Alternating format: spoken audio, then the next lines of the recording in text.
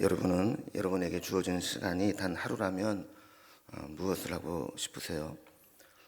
죽을 때 후회하는 25가지라는 책이 있습니다. 1000명이 넘는 말기 환자들과 대화를 나누며 그들의 죽음을 지켜본 일본의 호스피스 전문의 호츠 휴이치가 그들과의 마지막을 경험하면서 정리한 책입니다. 그가 만난 대부분의 사람들은 말기 환자로 하루 중에 대부분의 시간을 침대에서 보내야 하고 몸도 제대로 가눌 수 없는 인생의 마지막에 서 있는 사람들입니다. 그들이 우리에게 주는 메시지는 더 늦기 전에 하고 싶은 것을 하라라는 것입니다. 사람들은 정말 하고 싶은 일들, 해야 할 일들을 뒤로 다 미루고 또 미룬 후에야 더 이상 미룰 수 있는 기회가 없다는 것을 깨닫게 될 때가 많습니다. 바쁜 일상 속에서 나중에 하겠다고 미루어두었던 일상의 소소한 것들을 하지 못하게 될 때 그때 후회하게 된다는 것이죠. 많은 사람들이 공통적으로 느끼는 감정은 후회라는 것입니다. 누구나 후회 없는 인생을 살 수는 없지만 후회를 최대한 줄이는 인생은 살아갈 수 있다는 것이죠. 이 책을 통해 우리는 인간이 죽음이라고 하는 커다란 마침표 앞에 서게 되었을 때 하는 후회들의 공통점들을 살펴보면서 우리가 살아있는 동안 어떻게 살아가야 할 것인가에 대해서 한 번쯤 물음표를 던져볼 필요가 있습니다. 여러분은 지금 인생의 마무리를 해야 한다면 무엇이 가장 후회스러울 것 같습니까? 그 책에 있는 내용들을 좀 카테고리별로 한번 정리를 해보면 이렇습니다. 첫 번째 가장 많은 후회는 말과 대인 관계에 대한 후회입니다. 살아오면서 좀 친절하지 못했다, 또 악연을 남겨두었다 하는 것이죠. 말을 잘못하고 대인 관계가 좋지 않고 친절하지 못하고 악연을 남겨둔 사람들은 인생의 마지막이 외롭습니다. 그 주변에 사람들이 없다는 것이죠. 그래서 이런 후회들을 한답니다. 첫째는 사랑하는 사람에게 고맙다는 말을 많이 했더라면 하는 후회입니다. 우리는 보통 편하다는 이유로 가족에게 함부로 대할 때가 많죠. 고맙다는 말도 사랑한다는 말도 전하지 못하고 살아갈 때가 많습니다. 우리 주변에도 좋은 사람들이 많이 있는데 그들에게 좋은 말 하지 못할 때가 많죠. 여러분, 이제는 좋은 말만 합시다.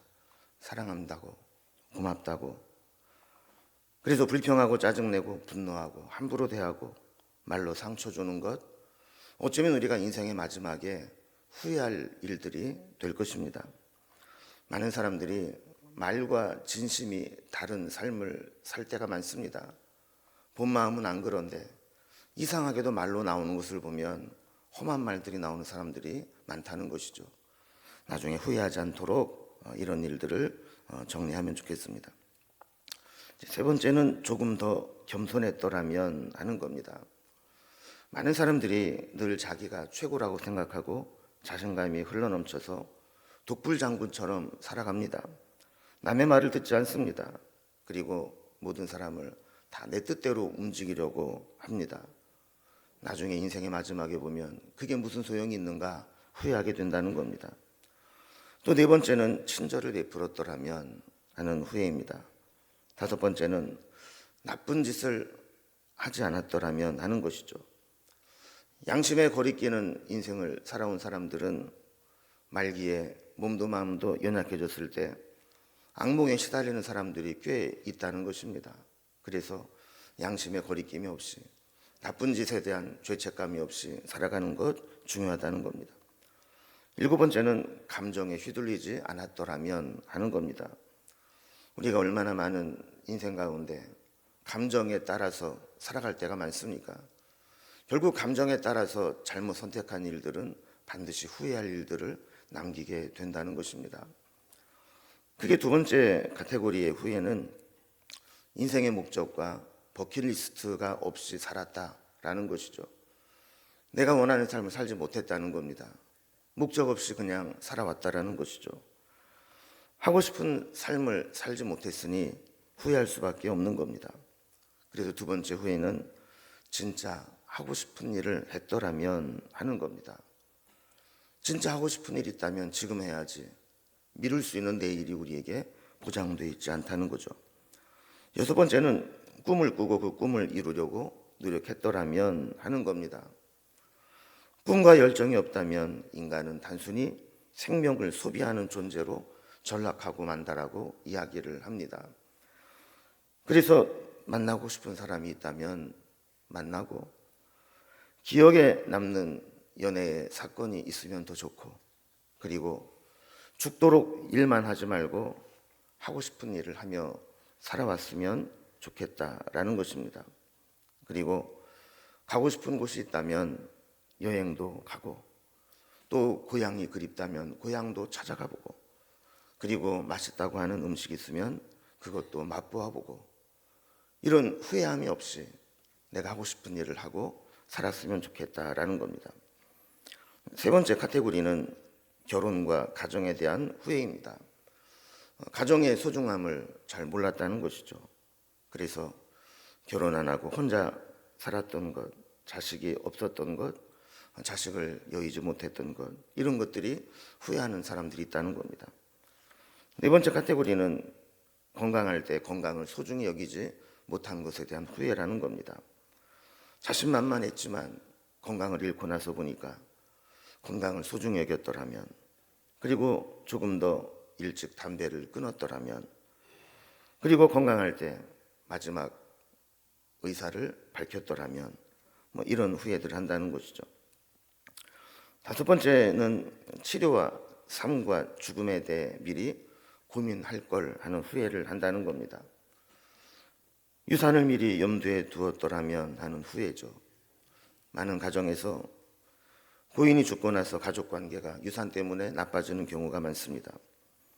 또 내 장례식을 미리 생각하고 준비했다면 하는 거죠. 호스피스 병동에 있다 보면 많은 사람들이 내가 원하지 않는 자신의 장례식을 치르게 되는 것을 보게 된다는 겁니다. 장례식은 남은 자의 몫이 아닙니다. 미리 내가 원하는 장례를 유언으로 남겨두는 것이 좋겠다는 것입니다. 또한 내가 살아온 증거를 남겨두었더라면 내 인생이 허무하지 않다는 것을 내 스스로 기억했으면 좋겠다는 것이죠. 또 삶과 죽음의 의미를 진지하게 생각했더라면 하는 후회입니다. 많은 사람들이 살면 행복하고 죽으면 불행이라고 생각합니다. 이런 생각을 가지고 있는 한 죽음은 불행으로 마감되게 될 수밖에 없습니다. 그러나 하나님의 섭리 가운데 죽음을 이해하고 미리 생각할 수 있다면 죽음도 아름답고 영광스럽게 맞이할 수 있다는 겁니다.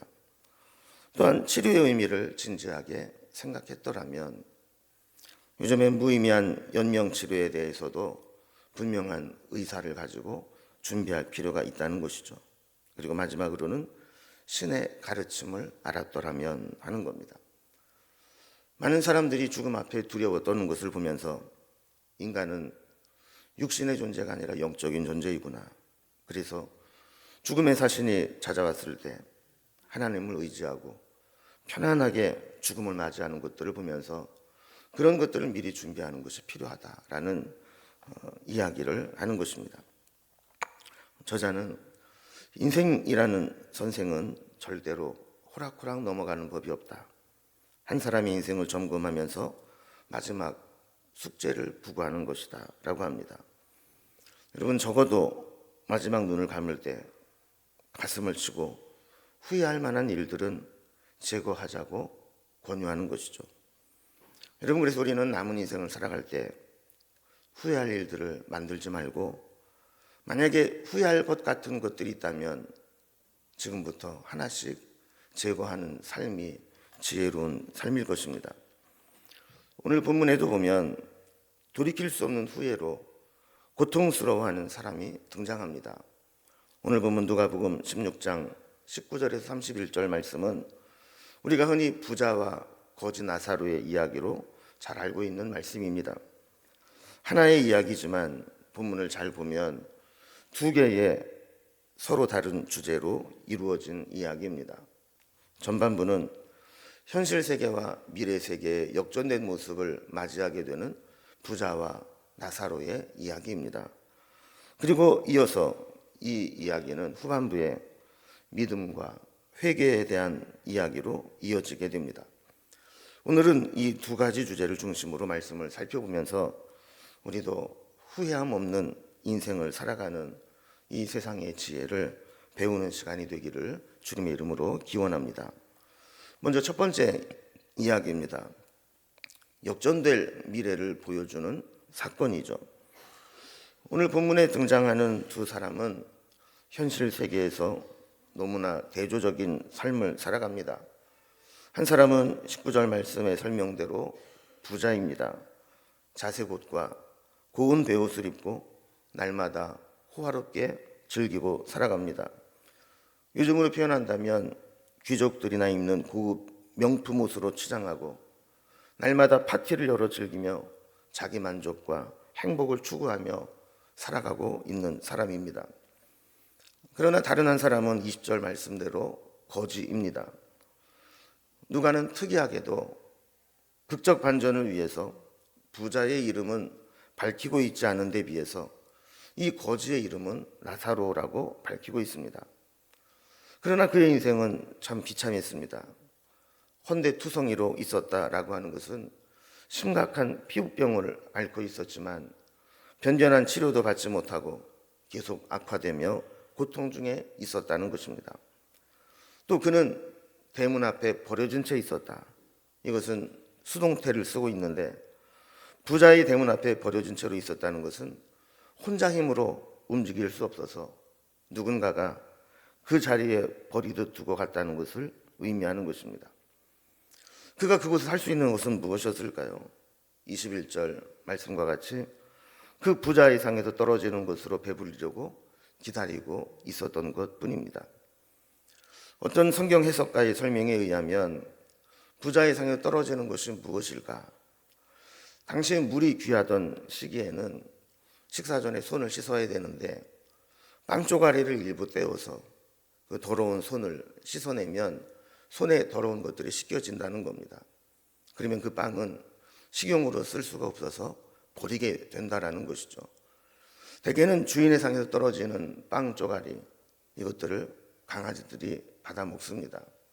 그런데 여기에 있는 거지 라사로는 그것을 주워 먹으려고 강아지와 경쟁자로 지내는 처지였죠. 이렇게 두 사람은, 한 사람은 너무나 호화롭고 행복하게, 한 사람은 너무나 비참하고 불쌍하게 살아가고 있는데 이것이 죽음을 통해서 역전이 일어납니다. 부자든 가난한 자든 공통적으로 죽음이라는 것을 겪게 되고 그로 인해서 자신이 살아온 인생에 대한 책임을 져야 된다는 것을 보여주는 것이죠. 이로 인해 두 사람의 처지는 완전히 역전되고 맙니다. 22절 이하에 보면 두 사람이 다 죽습니다. 22절에 보면 거지 라사로는 제대로 장사도 지내지 못한 것처럼 나옵니다. 부자만 죽어 장사되었다고 기록하고 있죠. 그러나 거지는 죽어서 천사들에게 받들려 아브라함의 품에 들어갑니다. 천사들에게 받들려 아브라함의 품에 들어갔다라고 하는 것은 천국에 가게 되었다라고 하는 유대의 종교 문학적인 표현입니다. 반면에 23절에 보면 부자는 음부에서 고통 중에 아브라함의 품에 있는 라사로를 바라보고 있습니다. 자기의 처지와 너무 비교됩니다. 음부는 헬라어로 하데스라는 단어를 쓰는데 이것은 죽은 자의 자리, 꺼지지 않고 불타는 골짜기라는 뜻입니다. 유대인들은 죄인들이 죽어서 최후의 심판을 받기 전에 영으로 갇혀 있는 구치소와 같은 곳이 있다고 생각을 했는데 그곳을 바로 음부라는 개념으로 이해하고 있었던 것입니다. 24절에 보면 음부에 있는 이 부자는 라사로를 보내어 자기에게 손가락 끝에 물을 찍어서 자기 혀를 서늘하게 해달라고 탄식하며 아브라함에게 부탁합니다. 이 말은 역시 부자는 지옥에 가게 되었다는 표현을 이렇게 한 것이죠. 지금 자기의 처지가 손가락 끝으로 찍어주는 물로라도 혀를 서늘하게 해달라고 할 정도로 고통스럽다는 것인데 이것은 그렇게 해서라도 도와달라는 현실적 도움의 호소라기보다는 견디기 힘든 뜨거운 불꽃 가운데 괴롭다는 절망의 탄식이라고 볼 수 있습니다. 이런 상황에 대해서 아브라함이 해석을 해줍니다. 죽음 후에 우리가 맞이할 미래는 현세의 상황과 역전될 수 있다는 것이죠. 25절 말씀을 보면 현세에서 어떻게 살았느냐에 따라서 살았을 때 좋은 것을 받은 자는 괴로움을 받을 수 있고 살았을 때 고난을 받은 자는 미래에 위로를 받을 수 있다는 것입니다. 그러면서 이 부자에게는 절망스러운 이야기를 한 가지 더 합니다. 26절에 보면 미래에 맞이하게 될 세상에는 서로 건너갈 수 없는 큰 구렁텅이가 놓여 있어서 나사로를 보내줄 수 없다라는 것이죠. 여러분, 이것은 현세의 세계와 대조되는 이야기입니다. 현세에 살아있을 때는 부자와 나사로 사이에 대문이 있었지만 이 대문만 통과하면 얼마든지 오갈 수 있는 상황이었습니다. 그러나 사후의 세계에는 오갈 수 없는 큰 장애물이 있다는 것이죠. 그 다음 이어지는 이야기의 전개를 보면 부자는 자신이 살아온 인생을 자기가 알기에 아브라함의 말씀에 더 이상 불평하지 못합니다. 그러면서 한 가지 부탁을 하며 두 번째 주제로 넘어갑니다. 두 번째 주제는 믿음과 회개에 대한 구원의 이야기입니다. 자신이 어떠한 도움도 받지 못하게 됨을 알게 된 부자는 이제 자기 집안 식구들을 위해 부탁을 합니다. 그래서 27절에 보면 나사로를 내 아버지 집으로 보내달라고 요청하죠. 그 이유를 설명합니다. 28절에 보면 자기 집에 5 형제가 있는데 그들에게 죽었던 나사로가 가서 지금 이 상황을 생생하게 증언하게 해서 그들이 회개하고 이 고통스러운 곳에 오지 않게 해달라는 부탁입니다. 그러나 여기에 대한 아브라함의 대답도 부정적입니다. 29절에 보면 그곳에 모세와 선지자의 말씀이 있으니 그 말씀을 듣고 회개할 사람은 회개할 것이라는 것이죠. 그러나 부자는 더 강력한 조치를 요구합니다. 30절에 보면 그렇지 않다고 항변합니다. 왜냐하면 자기도 이 세상에 살아갈 때 어떻게 사는 것이 역전될 미래에 현재를 사는 지혜인지 알고 있었지만 그렇게 살지 못했다는 것입니다. 그러니 그들 역시 그냥 알고 있는 지식이 아니라 더 강력하고 충격적인 자극을 통해서 깨닫게 해야 된다는 것이죠. 적어도 천국과 지옥의 실체를 보고 온 사람, 죽었다가 살아난 사람이 생생하게 증언을 해줘야 그들이 정신을 바짝 차리고 회개하고 돌아올 것이 아니겠느냐 하는 겁니다. 그러나 아브라함의 말씀을 보면 이 요청 역시 단호하게 거절합니다. 31절 말씀을 보면 모세와 선지자들을 통한 말씀으로도 돌이키지 않는 자라면 설령 죽었다가 살아난 자가 가서 권한다 할지라도 받아들이지 않을 것이다 라는 것입니다. 여러분, 결국 유대인들은 예수님의 십자가와 부활을 목격하고서도 자신들의 신앙적 교만과 고집에 빠져 예수님을 통한 하나님의 구원을 받아들이지 않은 것과 같은 것입니다. 외부의 자극적인 메시지나 경험은 잠시 사람에게 충격을 주고 마음의 동요를 줄 수는 있지만 그 내면의 욕망을 꺾고 깊은 근원적인 신앙 인격까지 파고들지는 못한다는 것입니다. 말씀으로 열려있는 자들에게는 표적이 믿음으로 가는 징검다리 역할을 할 수 있지만 표적이 진정한 믿음의 토대가 될 수는 없다는 것입니다. 그래서 이 이야기의 핵심은 부자와 가난함이 구원의 조건이 될 수 있는가도 아니고, 천국과 지옥의 모습이 어떤 것인가를 보여주는 것도 중심 주제는 아닙니다. 그렇다면 이 주제는 역전될 미래를 대비하여 현재를 살아가는 지혜를 우리에게 보여주고 있는 것입니다. 우리는 여기에서 한 가지 의문점이 듭니다. 이 부자와 나사로의 이야기는 정말 물질적인 부유함과 가난함이 구원의 조건이 될 수 있는가라는 것이죠. 오늘 본문을 오해하면 구원의 조건이 구제나 선행이 아니냐 이렇게 생각할 수 있습니다. 왜냐하면 이 말씀에는 두 사람의 종교성이나 신앙에 대한 그 어떠한 정보도 제공해주고 있지 않기 때문입니다.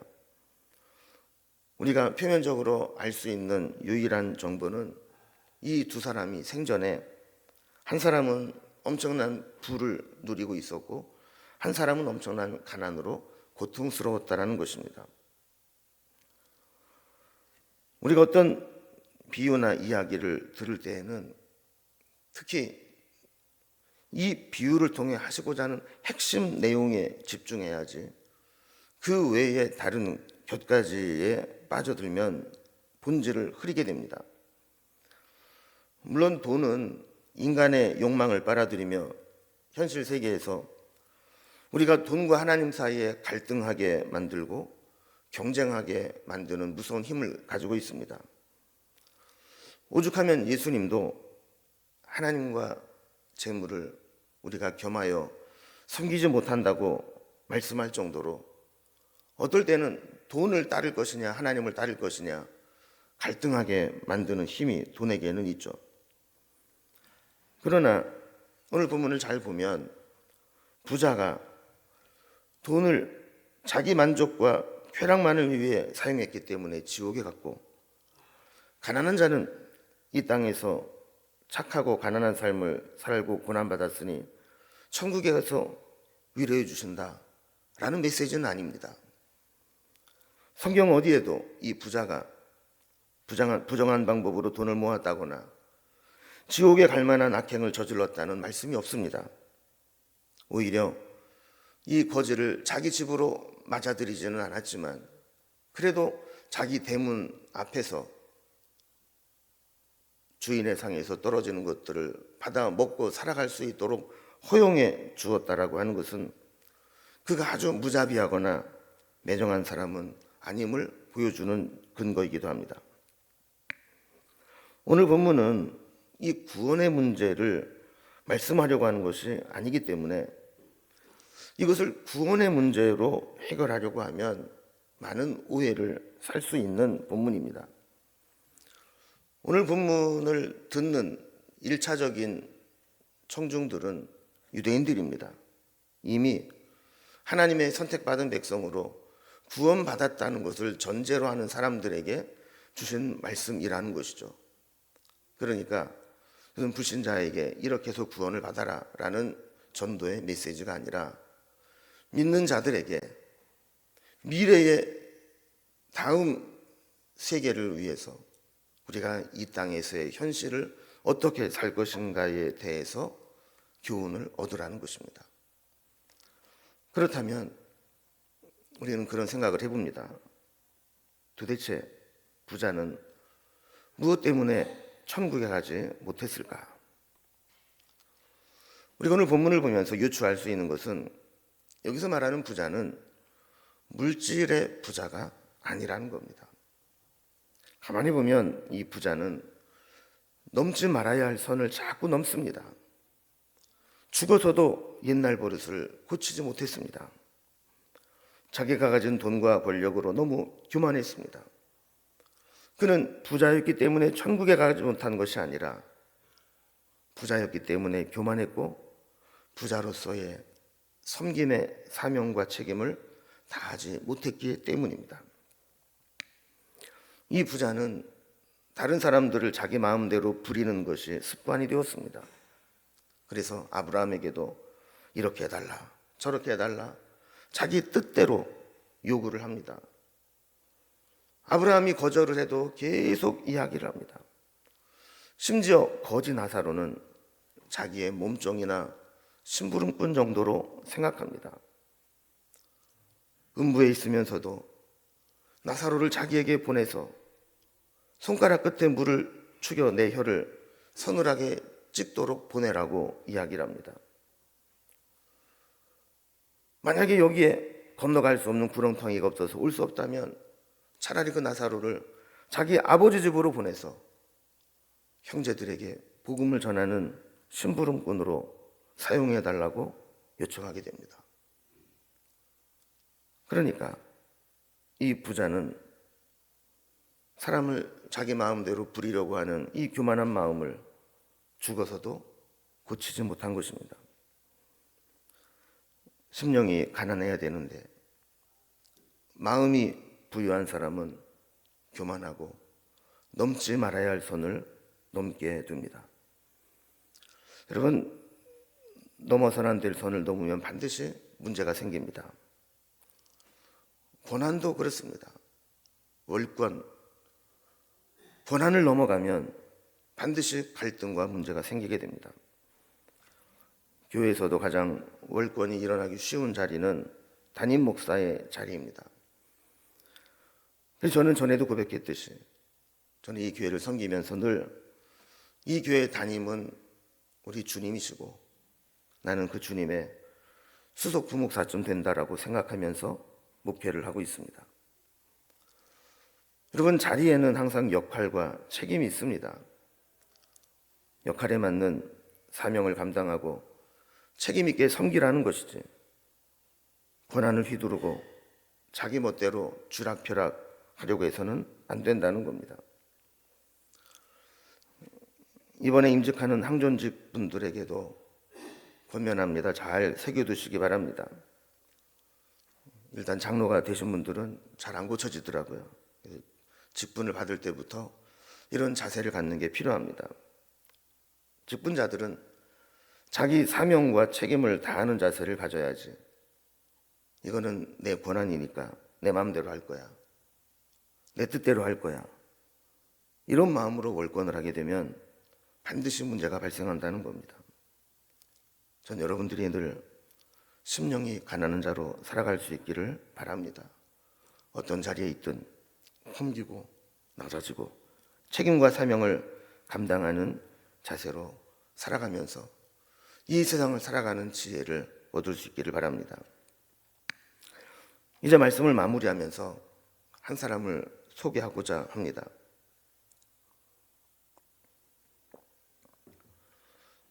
한 아이가 있었습니다.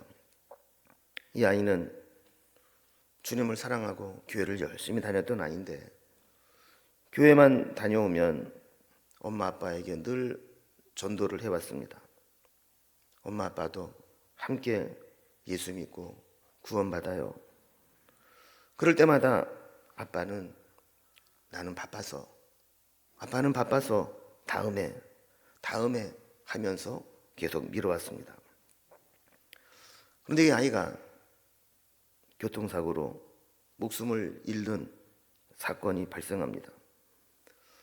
아이의 장례를 치르고 유품을 정리하다가 그 아이의 일기장을 발견하고 읽어나가기 시작합니다. 어느 날 사랑하는 아이의 기도가 적혀 있었습니다. 그 기도 중에 일부는 이런 기도입니다.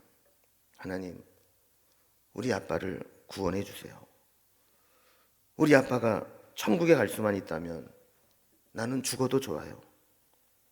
그렇게만 된다면 나는 죽을 수도 있어요. 이렇게 아빠를 위해 간절히 기도했던 이 아이의 기도문이 있었던 겁니다. 일기장을 본 아빠는 가슴을 치며 통곡을 합니다. 이 아이를 내가 죽게 했구나. 내가 진작에 바쁘다는 핑계를 대지 않고 이 아이를 손을 잡고 함께 교회에 나갔더라면 이 아이가 이렇게 희생의 제물이 되지는 않았을 텐데 하는 자책을 하게 됩니다. 그리고 도대체 예수는 누구이고 천국은 누구의 것인가 탄식하게 됩니다.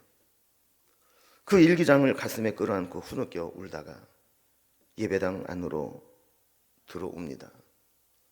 그리고 그곳에서 주님을 만나고 이후에 CCC의 부총재를 역임하고 예수라고 하는 영화를 만들게 되는 폴 애슈맨 목사님이 됩니다. 그가 이렇게 젊은이들의 영혼 구원과 미전도 종족 선교에 그의 인생을 헌신하게 되는 계기가 되었던 것입니다. 한 번은 후회할 만한 삶을 살았지만 이 아이의 죽음으로 두 번 다시 후회하지 않는 삶을 살기 위해서 그는 과감히 그의 잘못된 삶을 바꾸었던 것이죠. 오늘 이 부자와 나사로의 이야기를 통해서 우리는 우리가 앞으로 살아가야 될 다음 세대 그때의 모습은 지금 우리가 현실에 살아가고 있는 이 세상과는 다르게 역전될 수 있다는 것을 깨닫게 됩니다. 어쩌면 내가 무시하고 힘들게 했던 사람들에게 내가 무시당하고 수모와 고통을 당할 수도 있습니다. 또 무책임하게 현재 누리고 나를 위해 즐기던 삶이 다음 세대에서는 쓰라린 후회로 고통스러운 시간을 보내게 되는 근거가 될 수도 있습니다. 이제 우리는 우리의 남은 인생을 늘 역전될 미래를 생각하면서 현재를 어떻게 살아야 할지 그 지혜를 품고 남은 인생을 멋지게 역전할 수 있는 그런 삶이 될 수 있기를 주님의 이름으로 기원합니다. 이제 결단의 찬양을 드릴 텐데요. 그날이 도적같이 이를 것입니다. 언제 우리에게 그런 일이 있을지 모르는 것이 아니라 언젠가는 반드시 옵니다. 그때까지 우리가 늘 깨어 기도하며 주님의 뜻을 이루며 살겠다고 결단하며 찬송을 부르고 기도의 시간을 갖겠습니다.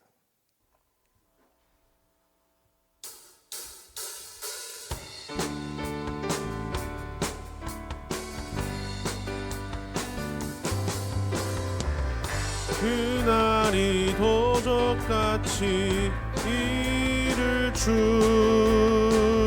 너희는 모르느냐. 늘 깨어 있으라 잠들지 말아라 주님과 동행하라. 항상 기뻐하라 쉬지 말고 기도하라 범사에 감사하라. 이는 예수 안에서 너희에게 향하신 하나님 뜻이니라. 평강의 하나님이 너희를 거룩하게 하시고 온몸과 영혼이 주오실 그날에 흠없기 원하노라. 항상 기뻐하라 쉬지 말고 기도하라 범사에 감사하라. 이는 예수 안에서 너희에게 향하신 하나님 뜻이니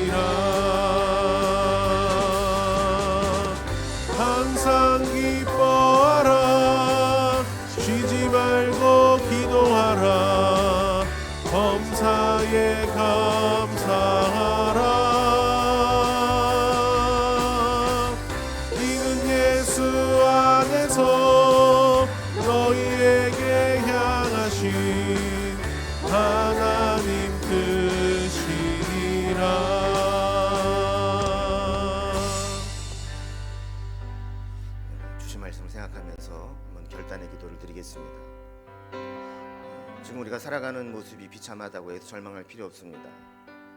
또 지금 우리가 풍요롭게 살아간다고 해서 교만할 필요도 없습니다. 우리가 죽음 이후에 맞이하게 될 세상은 지금과는 역전될 수 있는 세상이기 때문에 그렇습니다. 중요한 것은 그때를 위해서 우리가 어떻게 살아가야 될 것인가. 오늘 이 부자와 나사로의 비유를 통해서 이 세상을 살아가는 지혜를 얻을 수 있게 될 줄로 믿습니다. 하나님, 이렇게 살겠습니다. 이렇게 미래를 준비하며 살겠습니다. 결단하며 기도하겠습니다.